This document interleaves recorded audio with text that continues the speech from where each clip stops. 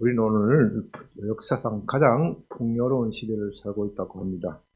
2024년을 기준으로 1인당 GDP가 무려 36,000달러라고 합니다. 세계를 어디를 내놔도 우리나라만큼 치안이 안정이 되어 있고 사회적 인프라가 잘 되어 있는 곳 별로 찾기가 어렵습니다. 사람들이 평균적으로 사는 것을 보면 조선시대 양반보다도 흔히 말하는 양반의 1%보다도 더 잘 살 것입니다. 먹는 것, 입는 것, 사는 것 모두 양반보다 나았으면 나았지 못하지 않습니다. 그런데도 우리는 막상 행복하지 못합니다. 행복 지수를 따지면 경제적으로 우리보다 훨씬 못한 부탄 같은 나라가 더 높다고 합니다. 경제적으로 잘 살게 되었지만 행복하지 못하다. 그래서 흔히 호주나 뉴질랜드에서 온 사람들 한국을 뭐라고 표현한지 아세요?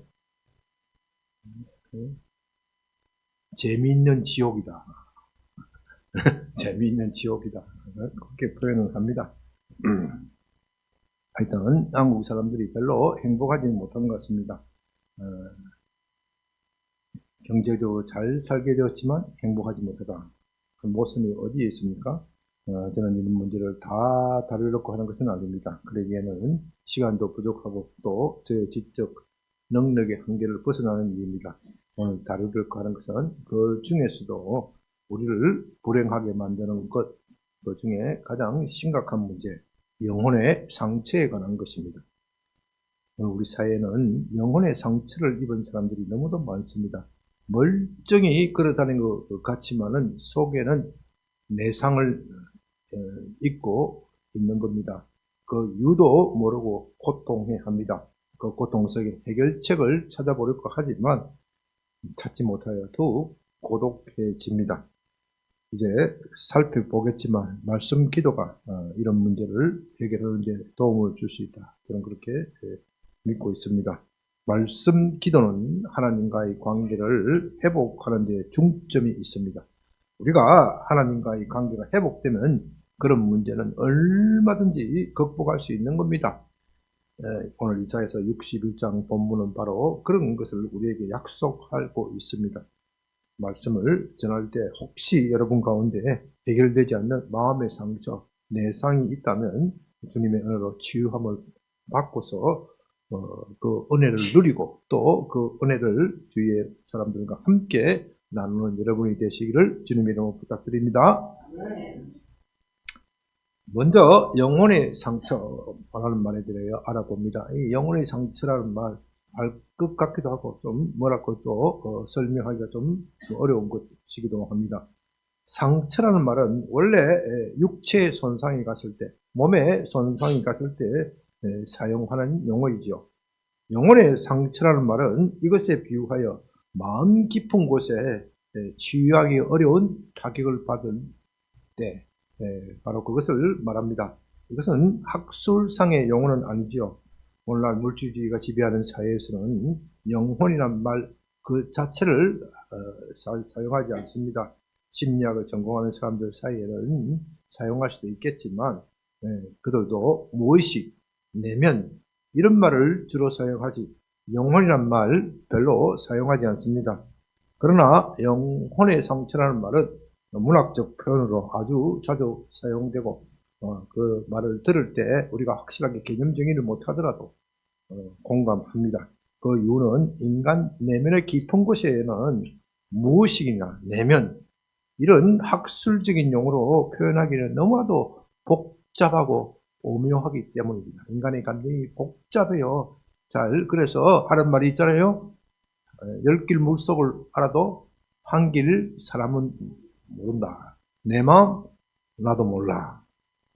성경은 영혼이란 말을 사용함으로써 인간 내면에 있는 이 복잡한 감정, 정서, 무의식, 내면 이런 것을 표현하고 있습니다. 영혼의 상처는 바로 그 내면 깊은 곳에 치유하기 어려운 상처를 입는 것입니다. 이렇게 영혼의 상처를 입으면 그 영향이 오래 갑니다. 수십 년, 아니 심지어 일평생 갈 수도 있습니다. 죽을 때도 고치지 못하는 사람도 있습니다. 평소에는 잠재되어 잘 나타나지 않다가 불쑥 나도 모르게 나타나서 인간관계를 망칠 수도 있습니다. 그래서 우리는 이 영혼의 상처를 잘 다루어야 하는 겁니다. 여러분의 이해를 돕기 위하여 영혼의 상처의 예를 들겠습니다. 요즘 여러 가지 이유로 파괴된 가정이 너무나도 많지요. 옛날에는 부모가 이혼하려고 하더라도 자식이 눈에 밟혀 그렇게 못한다. 그렇게 했지요. 그러나 지금은 그렇지 않은 것 같습니다. 이혼할 때 자녀를 생각하지 않는 부모가 너무도 많습니다. 이런 일로 가슴 아픈 분도 있겠지만 인내심을 가지고 여러분을 정리하기 위한 것이 아니기 때문에 인내심을 가지고 좀 들어주시기 바랍니다. 단지 성격 차이만으로도 이혼하는 부부가 늘고 있습니다. 그것은 성격 차이라고 표현하지만 사실은 마음에 들지 않는다는 것이죠. 이때 제일 문제가 되는 것은 그들 사이에 나온 자녀입니다. 부모가 이혼할 때 그냥 깨끗하게 갈라지자, 그거 거의 없지요. 그렇게 결정할 때까지는 많은 시비가 있고 또 다툼이 있는 겁니다. 그 과정에서 아이들이 상처를 입습니다. 부부가 사이가 좋을 때는 아이들은 보물입니다. 보배입니다. 부모는 아이가 자라는 것만 보더라도 마음이 기쁘고 일을 할 에너지, 힘이 솟아납니다. 그러나 일단 이혼을 마음먹게 되면 그때부터는 아이가 무거운 짐이 됩니다. 저놈만 없었더라면 다시 출발해서 새로운 인생을 살 수 있을 것인데 이혼도 못하고 내 신세가 뭐야?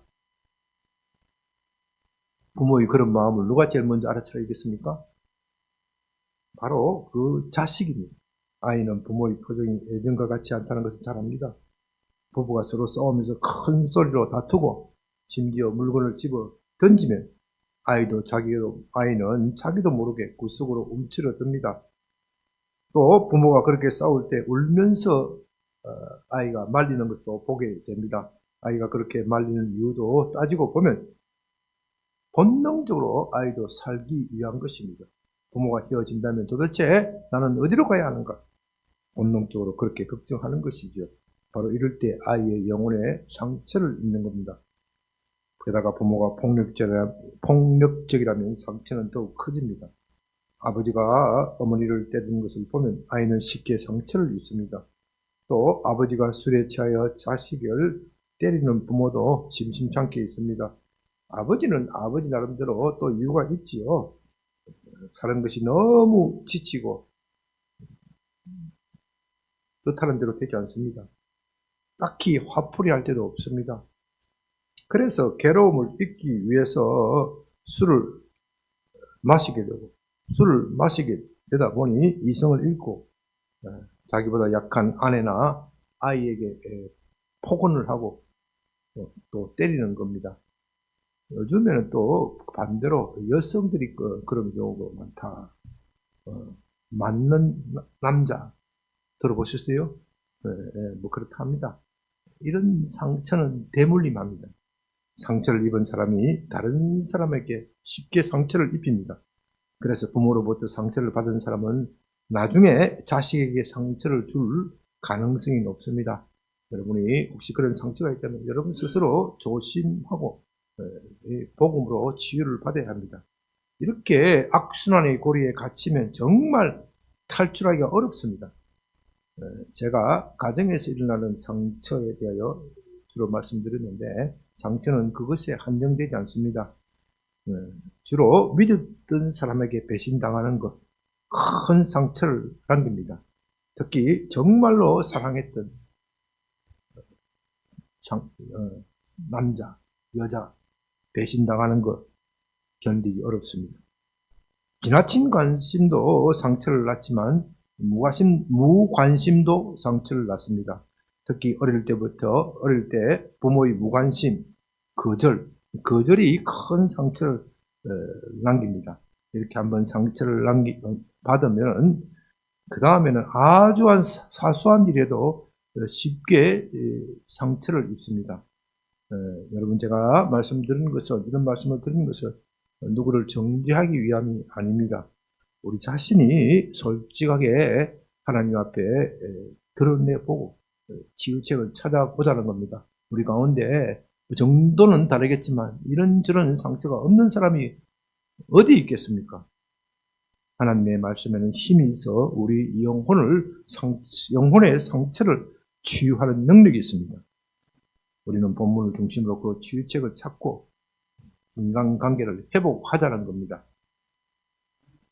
이렇게 영혼의 상처를 입으면 정상적인 판단이 흐려지고 남들이 예측하기 어려운 행동을 하게 됩니다. 제일 먼저 느끼는 것이 분노입니다. 분노. 우리도 육신의 상처도 입으면 어떻게 해요? 자극이잖아요. 몸에 자극이 가잖아요. 아프잖아요. 이 영혼의 상처를 제일 먼저 느끼는 반응이 분노입니다. 분노. 예? 그 분노가 드러내지면은 괜찮은데 이 적절하게 드러낼 방법이 없습니다. 드러내면은 그 상처가 있지만 금방 아무는 거예요. 드러내지 못하면 결국 그 분노는 내면에서 커지게 되고 어느 순간에 폭발합니다. 육신의 상처도 제대로 치료하지 않으면은 덧나고 나중에 고치기 힘든 겁니다. 영혼의 상처는 더욱 그렇습니다. 그렇게 되면 다른 사람들로부터 아무런 이유도 없이 분노하였다. 분노 조절 장애라는 말을 들을 수 있습니다. 사실 내게 상처를 준 그 일에 대하여 그 사람에 대하여 내가 억울함을 표시하고 분노한다면 그건 그 나름대로 정당한 이유가 있습니다. 그 사람과 시비하면 되는 거니까요. 그러나 문제는 내가 분노해야 할 그 일에 대해서는 분노하지 못하고 왜요? 내가 힘이 없기 때문에. 분노하지 못하고 있다가 어떻게 해요? 나보다 좀 약하다 싶으면 거기다가 분노를 터뜨리는 거예요.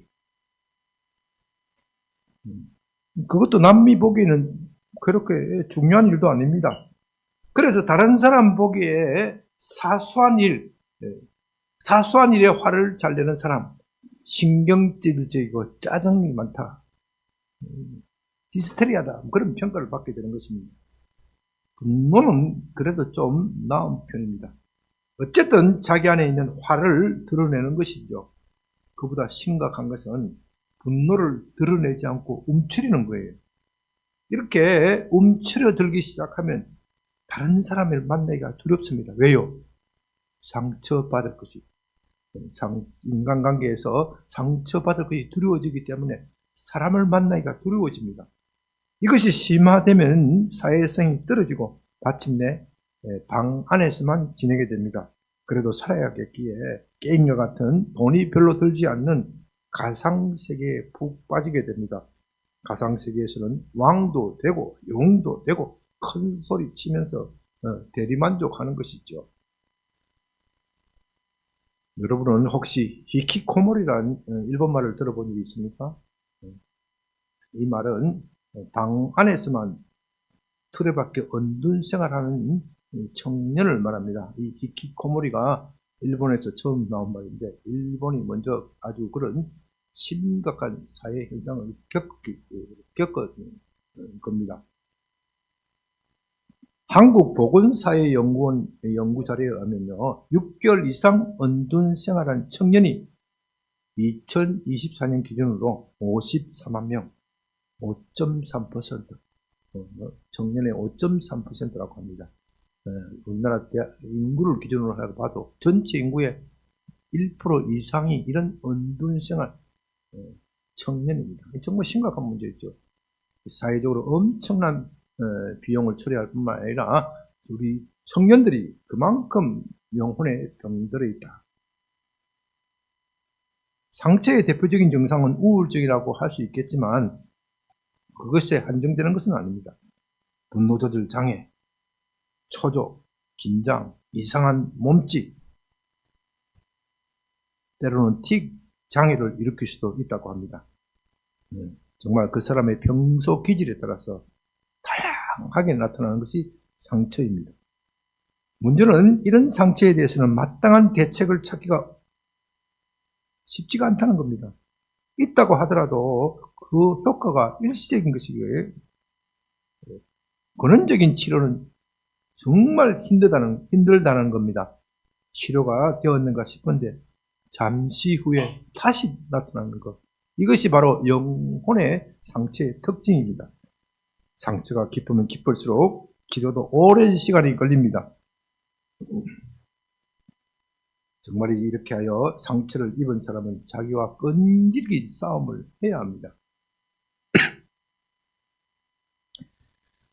우리가 이렇게 상처를 입는 이유는 크게 보면 사랑의 결핍 또는 왜곡된 사랑, 거기에 따른 배신감 때문입니다.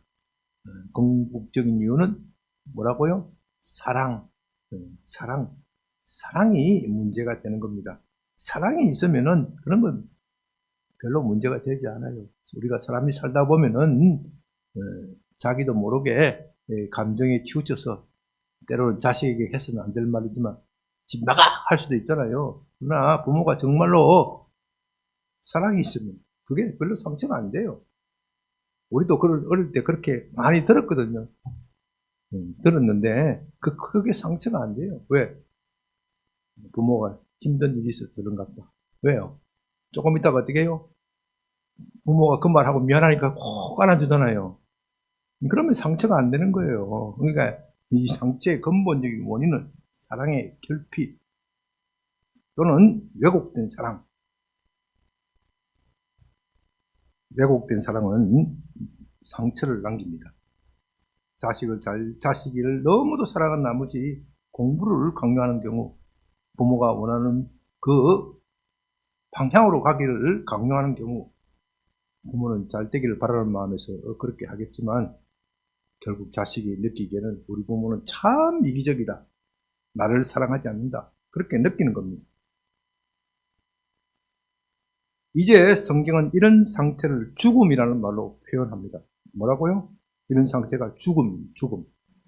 죽음이라는 말은 단지 우리 육체의 생명이 끝나는 것, 이것을 말하는 것이 아닙니다.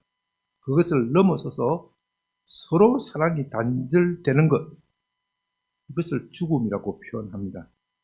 그래서 성경은 모든 사람은 죄 아래에 있고 죄 아래에 있는 사람은 사망이 지배하고 있다.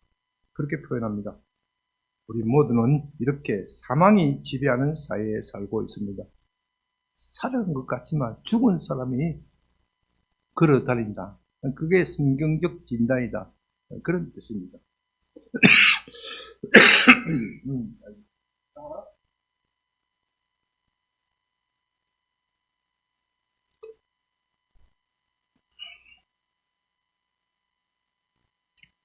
우리는 이렇게 사망이 지배하는 사회에 살면서 서로 상처를 주고받습니다.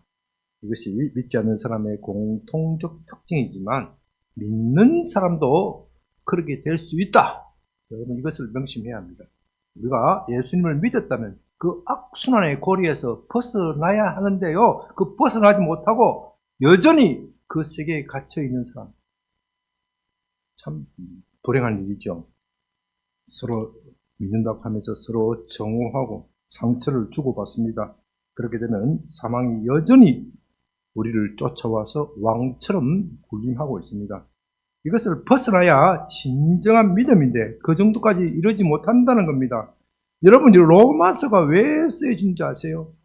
이런 문제를 극복하기 위해서 쓰여진 책입니다. 로마서가. 오늘 본문을 통해서 우리가 어떻게 하면 이 상처를 극복할 수 있는지를 알아보자는 겁니다.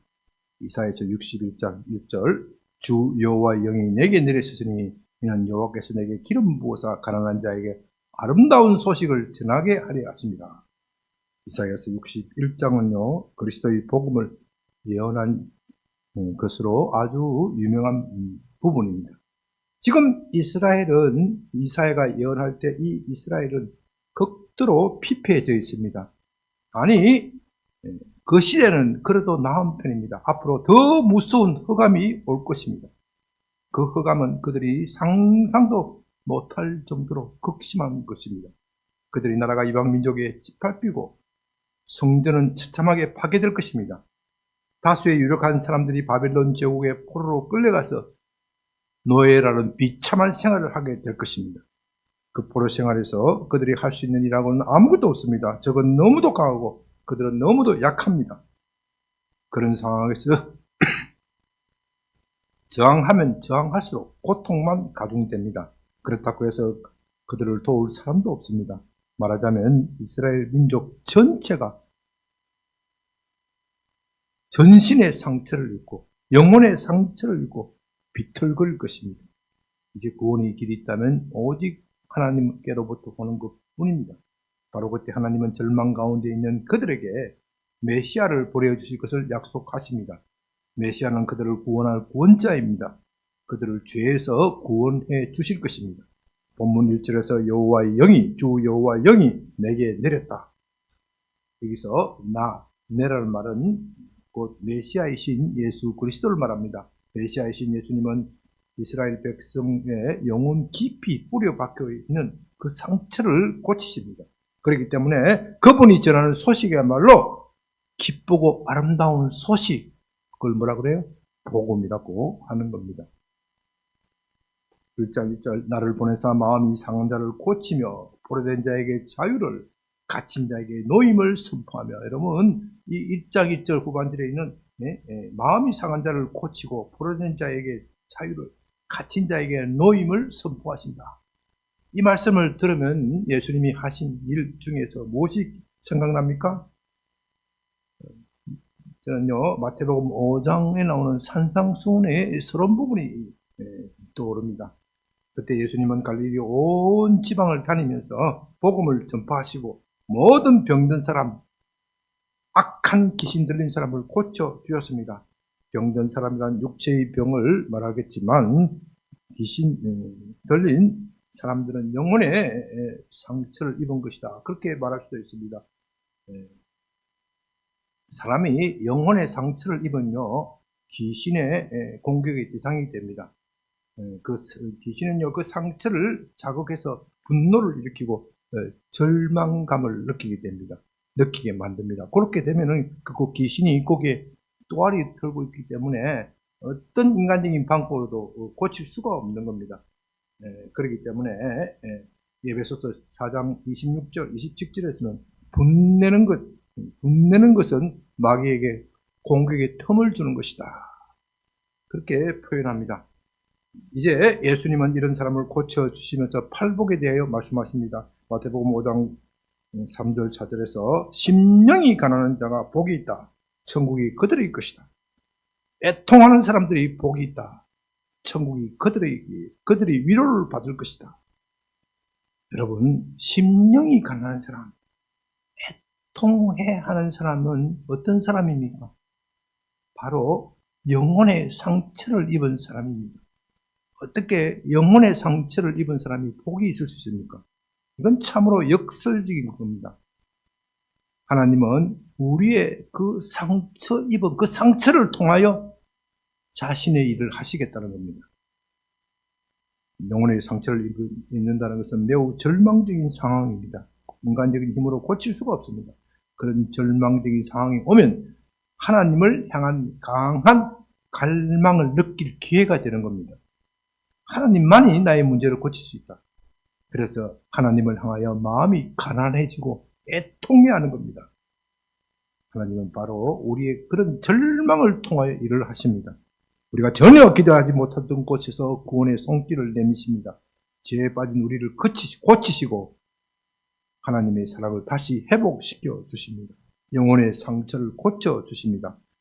본문 1장 2절은 바로 이것을 말합니다. 여호와의 은혜의 호와 우리 하나님의 보복의 날을 선포하여 모든 슬픈 자를 위로하되. 보복이라는 말은 부정적인 의미가 강하지요. 그러나 여기서 말하는 보복은 사적인 원수를 갑니다. 그런 뜻이 아닙니다. 공적으로 하나님의 정의를 이룬다는 뜻입니다. 따지고 보면 우리가 상처를 입는 이유는 부당하게 대우를 받았다, 공의롭지 못하다, 그런 것 때문에 상처를 입는 것이죠. 이 세상에서 의인은 고난받고 악인이 잘 되는 것을 보면 얼마나 성질이 나고 상처를 받습니까?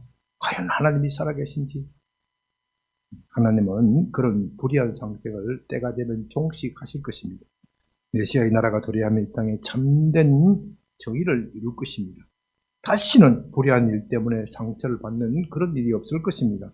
그것이 우리가 가지는 소망이고 위로입니다. 그렇다면 메시아는 그 일을 어떻게 하시는 겁니까? 베드로전서 2장 24절은 이렇게 말합니다. 신이 나무에 달려 그 몸으로 우리 죄를 담당하셨으니 이는 우리로 죄에 대하여 죽고 의에 대하여 살게 하려 하십니다. 그가 채찍에 맞음으로 너희는 나음을 얻었나니. 영혼의 상처를 말하자면 우리 주님처럼 심하게 상처를 받은 사람이 어디 있겠습니까? 그분은 하나님의 아들이십니다. 그분 자신이 곧 하나님이십니다. 그는 하나님의 아들로 모든 사람에 대하여 하나님의 자비와 사랑을 보여주셨습니다. 그러나 사람들은 그를 알지 못합니다. 오히려 그를 모독하고 침을 뱉습니다. 그것도 모자라서 뺨을 때리고 십자가의 못을 받습니다. 그들은 그렇게 하는 것이야말로 하나님의 뜻을 이루는 것이다. 그렇게 여겼습니다. 마지막 순간에 하나님도 외면하십니다. 그런 겟세마네 동산에서 피와 땀을 흘리면서 할 수만 있다면 이 잔이 내게서 피하게 해달라. 그렇게 기도하였지만 그의 기도는 응답되지 않습니다. 결국 십자가에서 처형당합니다. 그 십자가에서 엘리 엘리 라마 사막다니 나의 하나님 어찌하여 나를 버리시나이까 절규합니다. 그것은 하나님으로부터 버림받는 순간입니다. 얼마나 큰 상처입니까? 그러나 그것이 끝이 아니라는 것입니다. 하나님은 그 외면을 통하여 더욱더 큰 뜻을 이루십니다. 여기에 대하여 베드로전서 2장 24절은 말합니다. 그리스도께서 그런 고통을 당한 것은 모두 너희를 위한 것이다. 사실은 너희가 그 형벌을 받아야 하는 것이다. 그리스도께서 우리를 대신하여 그 모진 형벌을 받으셨다. 그가 채찍에 맞음으로써 상처를 입었고 그 대신 너희 영혼의 상처는 치유되었다. 그뿐만 아니라 그분은 다시 살아나셨습니다. 그분이 다시 사신 것은 사실은 하나님이 외면한 것이 아님을 말합니다. 하나님은 외면한 것 같지만 외면하지 않으셨습니다. 그 영혼의 예수의 영혼의 상처를 통하여 우리 영혼의 상처를 고치신 겁니다. 얼마나 놀랍고 기쁜 소식입니까? 이것처럼 아름답고 좋은 소식이 없습니다. 그리스도의 희생으로 우리는 다시 하나님에게 받아들여졌습니다. 하나님은 다시 우리를 그분의 자녀로 받아들이시고 좋은 것으로 채워주십니다. 여러분, 상처의 원인이 뭐라 그랬죠? 사랑 때문에, 사랑받지 못하기 때문에, 무관심, 거절, 이거 다 사랑받지 못하기 때문에 하나님께서 그리스도의 희생을 통하여 우리를 얼마나 사랑한다는 것을 보여주심으로써 우리의 상처를 고치시는 그런 일을 하시는 겁니다. 이제 이것을 가지고 오늘 본문 이사야서 61장 2절 3절은 이렇게 말합니다. 모든 슬픈 자를 위로하되 시온에서 슬퍼하는 자에게 화관을 주어 그 죄를 대신하여 기쁨의 기름으로 그 슬픔을 대신하여 찬송의 옷으로 그 근심을 대신하시고 그들이 의의 나무 곧 여호와께서 심으신 그 영광을 나타낼 자라 일컬음을 받게 하려 하십니다. 왜 우리 영혼의 상처가 생기는 겁니까? 왜 그 상처가 치유되지 못하기 때문에 못 받습니까?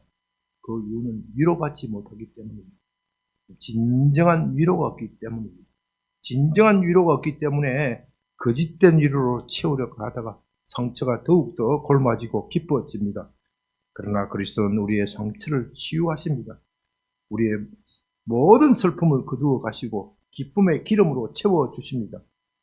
우리의 모든 근심을 대신하여 찬송의 옷으로 입혀주십니다. 우리를 하나님의 심으신 의의 나무라 그렇게 불려주십니다. 우리와 같이 아무런 쓸모도 없는 사람이 하나님의 영광을 나타내는 그 자리에 이르게 된다니 얼마나 영광스러운 일입니까? 우리가 이것을 안다면 그 십자가의 은혜를 우리 것으로 만들어야 합니다. 제가 말씀 기도를 말하는 이유가 바로 여기에 있습니다. 우리는 십자가의 은혜가 늘 우리 속에 있게 해야 합니다. 처음 믿을 때만 있으면 안 되는 겁니다. 늘 우리 속에 있어야 합니다. 그렇지 않으면 죄가 다시 우리를 지배하려고 그렇게 하는 겁니다. 이 죄라는 것은요, 대단한 복원력이 있습니다. 복원력. 한번 나갔다가 포기하는 게 아니에요. 언젠가 다시 돌아와서 우리를 지배하고 다스리려고 합니다. 그래서 제가 조금 전에 말씀드렸듯이 로마서가 바로 이런 문제를 해결하기 위해서 쓰여진 겁니다. 사도 바울은 로마서 6장 16절에서 그러므로 너희는 죄가 너희 죽을 몸을 하지 못하게 하여 몸의 사욕에 순종하지 말라. 그렇게 말합니다. 신자의 싸움이란 예수님을 믿는 그 순간부터 죄와의 싸움입니다. 이것을 영적 전쟁이라고 말합니다. 진정한 영적 전쟁은 바로 이 죄와의 싸움입니다. 그 이유는 마귀는 늘 우리 속에 있는 죄를 가지고 우리를 괴롭히기 때문입니다. 우리가 어떻게 하면 이 죄에서 싸워서 이길 수 있습니까? 어떤 사람은 그 죄와 싸우기 위하여 금식하고 철야기도 하는 분이 있습니다. 그건 참 좋은 일입니다. 그러나 그것만으로는 부족합니다. 하나님의 말씀이 먼저 심겨져야 합니다. 죄와의 싸움은 늘 믿음으로 하는 겁니다. 금식과 철야기도는 보조적인 것이고 핵심은 뭐라고요? 믿음. 우리의 믿음이 흔들리니까 영적 전쟁에서도 밀리는 겁니다. 금식과 철야는 우리의 믿음을 강화하는 수단인데 이것이 자기 자랑이 되면 오히려 믿음을 떨어뜨리는 겁니다. 우리가 우리 자신만을 바라보면 어떻게 마음이 흔들리지 않을 수 있겠습니까? 그래서 우리는 예수님을 믿고 나서도 죄를 짓습니다. 그런 것을 볼 때 우리 자신이 우리 스스로 정죄합니다. 내가 이러고서도 어떻게 믿는 사람이라고 할 수 있느냐. 또 마귀도 참소합니다. 하나님 저런 인간을 받아주시면 안 되지요. 저런 인간에게 복 주시면 안 되지요. 이렇게 우리의 옛 자와 마귀가 협공을 하여 우리를 공격하면 영적으로 쉽게 절명하고 지쳐버립니다. 영혼의 상태는 그대로 깊어지고 고질병이 됩니다. 영적인 침체가 오고 마음이 어두워집니다. 모든 일에 신경질적으로 변합니다. 예수 믿고 처음에 은혜 받은 것 같아가 잘 하다가도 이렇게 영적 침체에 떨어진단 말입니다. 사소한 일에도 화를 내고 정작 화를 내야 할 일은 입도 뻥긋 못합니다. 그렇게 하다 보니 다른 사람으로부터 이상한 사람이다. 그렇게 평가를 받습니다.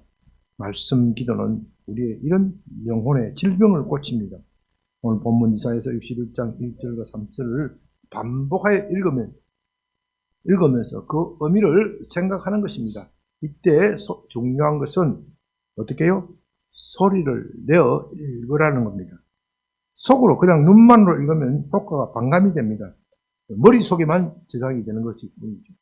소리를 내어 읽으면 우리의 눈과 귀, 입이 함께 반응을 하기 때문에 쉽게 마음 깊은 곳에 전달됩니다. 그럴 때 우리 영혼은 그 의미를 깨닫고 반응하게 되어 있습니다. 메시아이신 그리스도께서 나의 상처를 고치신다. 확신이 들어옵니다. 믿음은 들음에서 난다고 했습니다. 들음은 그리스도의 말씀을 반복하여 읽는 데서 나오는 겁니다. 데릭 프린스 목사님은 오순절 계통의 탁월한 성경 교사이십니다. 그는 젊은 나이에 영국 케임브리지에서 철학 분야에서 펠로우를 취득하였습니다. 첼로를 취득하였다고 자격을 얻었습니다. 이 펠로우라는 것은 우리나라 대학에 없기 때문에 좀 설명하기 어려운데 요구에 따라 철학 박사 그 이상의 그런 어떤 놀라운 지위입니다. 그러다가 군에 복무하면서 예수님을 만나서 나중에 목사가 되었습니다. 성령의 불체험을 하고 목사가 되었다. 그렇게 그의 전기에 쓰고 있습니다. 그런데 이 목사가 되어도 성령의 불체험을 했으니까 얼마나 뜨거운 체험을 했겠습니까? 이 철학 박사가 머리가 확 돌라 그러면 보통 불체험이 되는 것이 아니죠. 거기다 목사가까지 되었으니까. 그런데 목사가 되고 나서도 그 마음 깊은 곳에 뿌리 깊은 상처가 치유되지 않았다고 합니다. 왠지 모르게 불안하고 초조해집니다. 그 이유를 아무리 기도해도 이유를 알 수도 없고 염려와 걱정 속에 시달립니다. 그러다가 어느 날 이 이사야서 61장 1절에서 메시아가 상한 마음을 고친다 하는 이 구절을 만나게 됩니다. 물론 평소에도 그 구절을 수도 없이 읽었겠죠. 그런데 그날따라 마음이 상한 마음을 고치신다. 그 단어가 가슴 속에 깊이 뿌리 박혔습니다. 그래서 그 말씀을 또 읽었더니 마침내 마음 깊은 곳에 치유가 일어났습니다.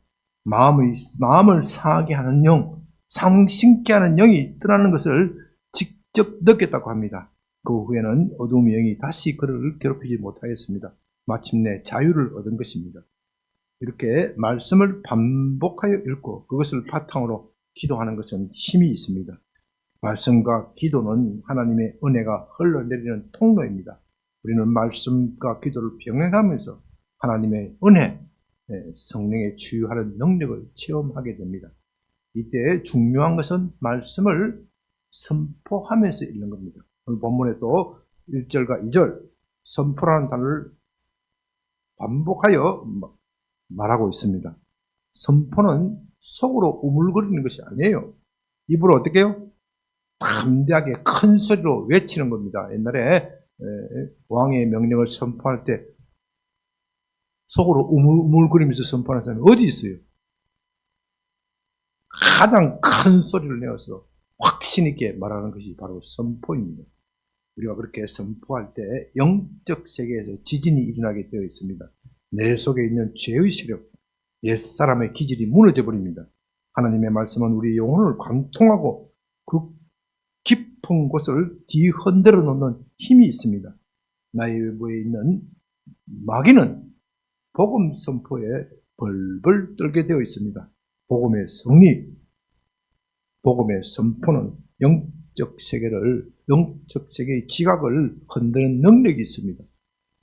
말씀 기도는 주문이 아닙니다. 주문은 그 의미에 상관없이 계속 되뇌는 것이지만 말씀 기도는 그렇게 하는 것이 아니에요. 말씀을 낭독하면서 그 의미를 생각하는 겁니다. 때로는 반복하여 읽다가 멈추고 그 의미를 더욱더 깊이 생각하는 겁니다. 그럴 때 예수님의 십자가 의미가 다시 살아나고 내 영혼에 치유가 일어나는 겁니다. 베드로전서 2장 24절에 대해서 말씀드렸습니다. 친히 나무에 달려 그 몸으로 우리 죄를 담당하셨으니 이는 우리로 죄에 대하여 죽고 의에 대하여 살게 하려 하시니라. 그가 채찍에 맞음으로 너희가 나음을 얻었나니. 바로 이 구절을 반복하여 읽다가 육체의 병뿐만 아니라 영혼의 상처를 치유받았다. 그런 감정이 너무도 많습니다. 아니 육체의 질병 그것도 중요하지만 더 중요한 것은 영혼의 상처를 치유받는 것입니다. 말씀을 마치면서 마지막으로 강조합니다. 오늘 말씀이 아무리 좋다고 하더라도 여러분이 실천하지 않으면 아무 소용이 없습니다. 하나님의 말씀이 여러분의 치유의 능력으로 나타나려고 하면 여러분은 말씀 기도를 꼭 실천해야 합니다. 오늘 본문 이사야서 61장 1절에서 3절을 매일 아침 일어나자마자 꺼내놓고 일어나자마자 여러분 제일 먼저 하는 게 뭐예요? 잘 모르겠는데 그럼 다른 거 하지 말고 제일 먼저 꺼내놓고 읽으시기 바랍니다. 그게 힘들면은 성경 찾기가 힘들면 미리 쪽지에 적어 놓으세요. 적어 놓아서 딱 일어나자마자 내 손에 딱 보면서 읽으시라는 겁니다. 아침을 먹으면서도 읽고 점심을 먹으면서도 읽고 저녁에도 읽고 여러분 한 주 동안만 이거 좀 실천해 보세요. 오늘 명절 전이라서 바쁘시겠지만 그건 할 수 있어요. 쪽지를 들고 있으면 이게 제대로 해야 말씀을 체험하는 겁니다. 그러면 여러분이 치유의 능력을 경험합니다. 말씀 기도의 목표는 하나님과 동행입니다. 뭐라고요? 하나님과 동행. 말씀이 내 속에 있으면 나는 하나님과 동행하는 겁니다. 그렇게 될 때 우리가 무엇을 구하든 이루어지는 겁니다.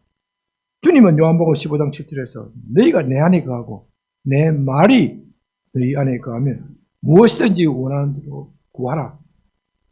그리하면 이루어지리라. 이 원리를 잘 이해하시고 말씀 기도를 실천하는 여러분이 되시길 바랍니다. 주님 감사합니다. 말씀을 통하여 역사하시는 그 능력을 체험케 하시니 감사합니다. 이번 설 명절에서 오가느라 바쁘겠지만 말씀 기도를 실행함으로써 주님과 동행하고 우리 영혼의 큰 치유함을 받는 놀라운 일들이 우리 삶 가운데 일어나게 하여 주시옵소서. 예수님 이름으로 기도드립니다. 아멘.